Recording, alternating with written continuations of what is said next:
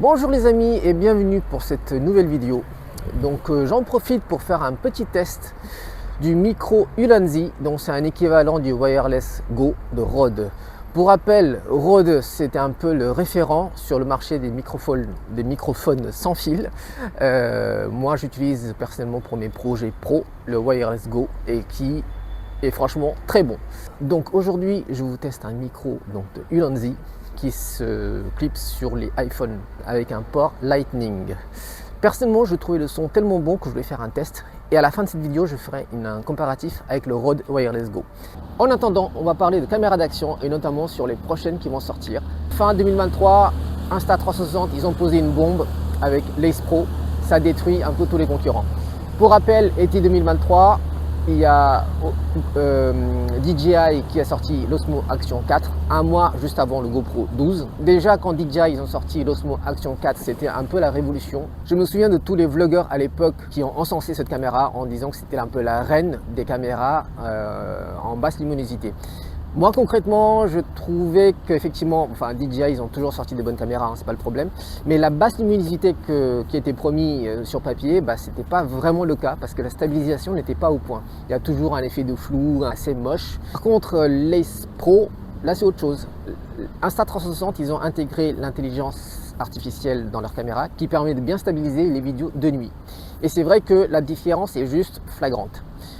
Je compare pas le DJI Pocket 3 ici, puisque là on parle d'un stabilisateur mécanique, donc clairement le stabilisateur mécanique prend le dessus sur les stabilisateurs numériques, quoi qu'il arrive.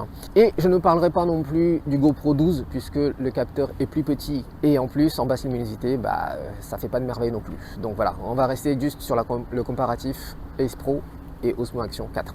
Pour l'Osmo Action 5, donc qui sortira probablement à l'été 2024, DJI a fort à faire. Déjà fort à faire, mais pas sur tous les aspects, parce qu'ils sont très bons en plein jour, dès qu'il y a de la lumière, l'Action 4 envoie du lourd, c'est pas le problème. C'est vraiment quand la lumière vient à baisser que elle perd sa supériorité face à l'Ace Pro.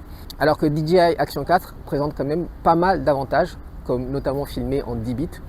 Alors 10 bits concrètement, ça c'est du sur papier, hein. Clairement, je vois pas qui achèterait une caméra d'action pour faire de l'étalonnage hyper sophistiqué. Donc pour moi, c'est que du marketing les 10 bits. Moi personnellement, je n'étalonne pas de fou non plus. Je trouve que c'est plus chronophage qu'autre chose. En fait, l'étalonnage, clairement pour moi, c'est plus un effet que vous allez utiliser pour donner une ambiance, une atmosphère dans des fictions. Quand vous faites du vlog comme je fais actuellement, ça n'a aucun intérêt. Je ne vais pas étalonner pour vous dire que je suis triste ou il pleut ou je suis dans le futur comme Matrix, vous voyez. Donc clairement, le 10 bits, c'est un peu survendu, c'est du marketing. Voilà, ça n'a pas, pour moi, alors, ce que je vous dis, ça ne regarde que moi, hein, c'est ce que je pense. Ça n'a pas de réelle utilité pour le grand public. Mais l'Osmo Action 4 propose des 10 bits pour ceux qui en ont besoin, ainsi que le log M. C'est un paramétrage qui permet de désaturer et décontraster à fond pour obtenir plus de détails dans l'image. Ce que ne propose pas l'Ace Pro par exemple. Pour moi, l'Osmo Action 5 devra s'améliorer clairement sur la partie basse lumière. Et pour ça, il y a deux facteurs. Déjà le capteur, peut-être passer sur un capteur 1 pouce et améliorer leur système de stabilisation numérique en basse luminosité. Après, bien sûr, qui dit plus grand capteur dit aussi plus cher. Donc aujourd'hui, pour rappel, quand DJI a sorti l'Osmo Action 4, c'était vendu 430 €.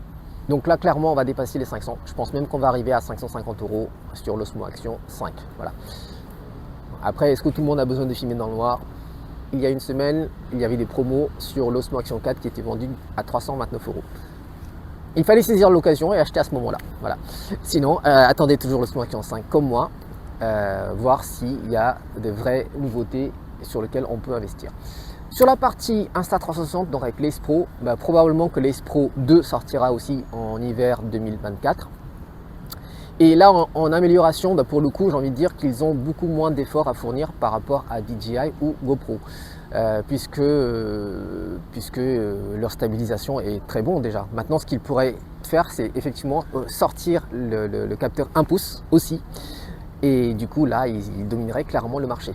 En sachant que Insta360, ils ne sont pas étrangers au capteur 1 pouce. Ils ont déjà une version 1 pouce avec le One R et One RS. Par contre, sur le One R et le One RS, ils n'ont pas cet algorithme de stabilisation en basse luminosité. Donc, c'est toujours pas bon. On voit mieux les détails, mais en partie stabilisation de nuit, c'est pas encore le tip top. Voilà. Et avec l'Ace Pro 2, c'est vrai que s'il mettait le 1 pouce, un capteur 1 pouce, et ben là, ce serait la crème de la crème. Et encore une fois, l'Ace Pro est vendu aujourd'hui à 480 €. Et donc, je pense qu'on va avoisiner les 550, voire 600 € à sa sortie. On se parle tout seul. Non, de loin je me disais, mais il a l'air en pleine conversation, on voit pas le téléphone. Je le suis. Mais quand on s'approche, on voit que vous n'êtes pas tout seul. Oui, oui. C'est bien. Ah, il Et faut. sinon, si ça fait du bien de parler tout seul, allons-y. Aussi, Oui. aussi, c'est vrai. Bonne journée. Également, madame. Alors ça, c'est l'avantage de faire du vlog à Paris. Il y a toujours des gens qui passent et qui vous disent bonjour. Donc je vous disais qu'effectivement, plus gros capteur et une meilleure amélioration, forcément, ça demande aussi des recherches et développement. Et donc forcément, ça coûte plus cher. Et du côté GoPro, bah forcément, là, il y aura un plus gros investissement à faire, hein, tant en termes de capteurs, parce que le GoPro 13, clairement, s'ils veulent rattraper la concurrence, ils sont obligés d'améliorer le capteur. Donc déjà un plus gros capteur ou le capteur actuel que propose la concurrence. Et en termes de stabilisation, bah, je trouve que clairement, même comparé à DJI, je trouve que GoPro, ils ont une stabilisation un tantinet supérieure. Voilà. Et je pense que là-dessus, ça va. Ils vont rattraper facilement. Il n'y a pas de souci là-dessus. Mais voilà, il faut absolument qu'eux, ils passent aussi à un plus gros capteur. Et après, bah, pareil au niveau du prix, je pense qu'ils vont tous aligner à 550-600 €. Quoi. Voilà. Il n'y aura pas de secret. Maintenant, ce qui est plutôt étonnant, c'est sur la partie réflexe. Moi, je trouve que sur la partie réflexe, il y a un truc qui manque. Et je pense que ce sera un petit peu ça. Les nouveautés qui vont arriver dans les années à venir, c'est sur la partie stabilisation. Il y a quelques années, alors moi je me souviens à l'époque quand j'avais acheté la GH5, il parlait de stabilisation et bon, effectivement il y a une petite stabilisation quand vous êtes à main levée pour filmer un objet et tout, mais c'est pas fou quoi, c'est pas folichon, ce n'est pas comparable à une stabilisation que je peux voir sur une caméra d'action actuellement. Et seul Olympus à l'époque sortait quelque chose de potable, j'ai envie de dire, voilà. Mais c'était pas encore ça. Enfin, c'était pour moi la meilleure stabilisation que pouvait offrir un réflexe à l'époque. Et quand je regarde aujourd'hui sur toutes les autres marques, que ce soit Nikon, Sony, Canon et Fuji, bah, clairement pareil. Enfin, la stabilisation proposée est ridicule. Enfin, il n'y a rien de comparable à ce que fait les caméras d'action. Et ça, je ne sais pas pourquoi ils n'ont pas réussi jusqu'à présent à proposer une stabilisation numérique interne capable de rivaliser avec les caméras d'action. Et je pense que si les réflexes veulent aussi avoir plus de parts de marché, eh ben, ils devraient améliorer cette partie-là. Attendons-nous voir, peut-être que l'avenir me donnera raison, on verra. Donc voilà, je profite que Nico soit là pour tenir les deux caméras. Donc d'un côté j'ai l'iPhone avec Ulanzi et de l'autre côté j'ai le Sony ZV-E10 avec le Rode Wireless Go. Qu'est-ce que vous pensez de ces deux micros? Là vous m'entendez, donc j'ai les deux attachés pas loin de ma bouche. Voilà, dites-moi ce que vous en pensez en commentaire. En termes de qualité, moi j'ai trouvé personnellement que l'Ulanzi, donc qui vaut dans les 20 €, ça se défend quand même très bien. Après j'ai pas fait les comparaisons en vrai entre les deux, donc je verrai ça sur mon PC. Allez, entre temps vous pourrez toujours me laisser un petit commentaire de ce que vous pensez entre ces deux micros.